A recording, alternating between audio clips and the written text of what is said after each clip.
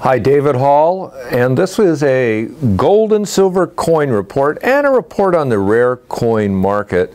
I'm speaking to you August 17th, 2012. Van and I have just returned from the largest coin show of the year, the American Numismatic Association coin show, held once a year in a different city. This year it was in Philadelphia, where U.S. coins started. So it was a very interesting show. We'll talk about that, but what about gold and silver, gold and silver coins?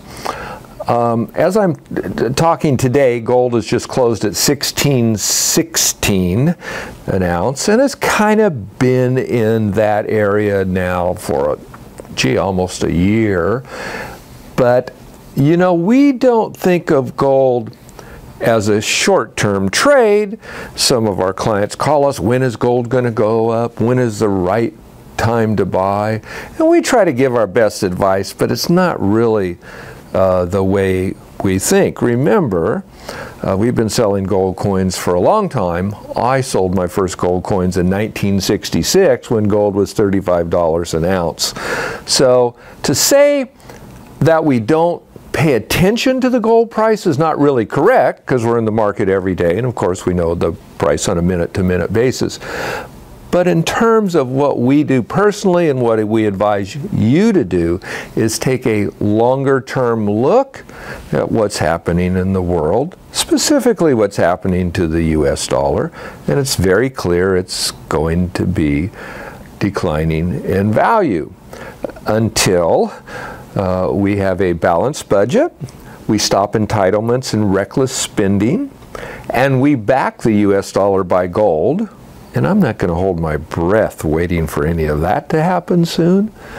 Then we can continue to see the dollar decline, and our strategy, we buy gold and don't worry too much about the specific price on the day we decide to buy gold, because we know long term that's what's going to happen is gold will increase in value and the US dollar will decline in value. So that's kind of our feeling on gold coins and silver coins and the bullion markets in general. We're here to help you, as we have been for well over 40 years now. And just call us and talk to us about the market. We'll be glad to talk to you about it. Just don't ask us our opinion of what the price is going to be tomorrow, because we don't know, and we don't know if it's the right time for you to buy gold. You decide on that. But our advice is to buy gold for the long term, buy it on a continual, consistent basis whenever you feel like you want to add to your portfolio to protect yourself and your family for the future. So, what about the coin market? And just coming back from the American Numismatic Convention show, the biggest show of the year, it was very active show. $80 million worth of coins traded in the two major auctions that were held there.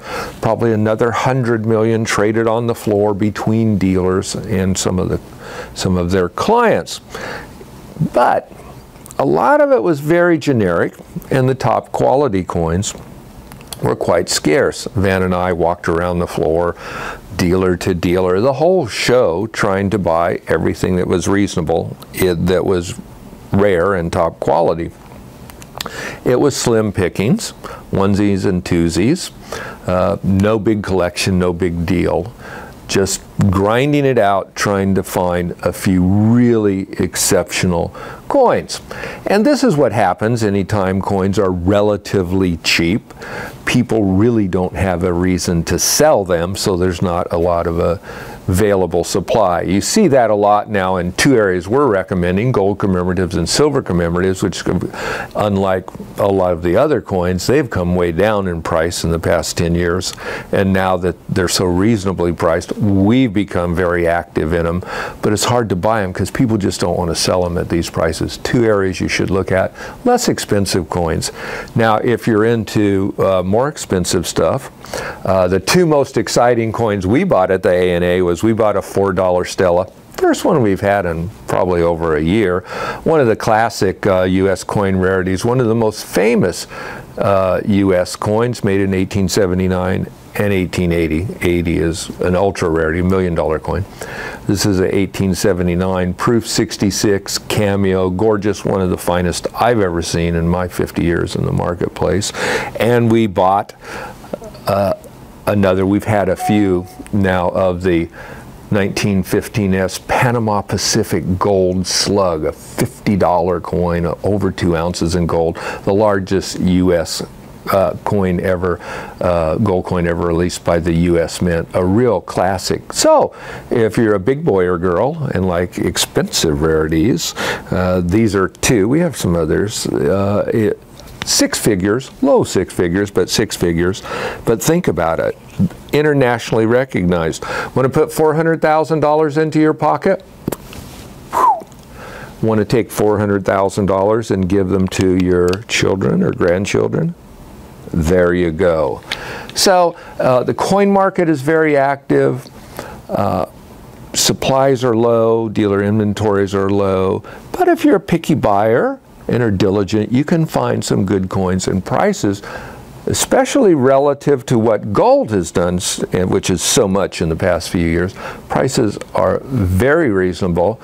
We like rare coins, and all we can say to you, you know, Van just wrote his Velvet Tray article, and he ended up by saying, you know, you might not like the direction that the world's going in. You might not like what's happening in this country. You may think this country has some problems, and it does, but it's really a really good place to live.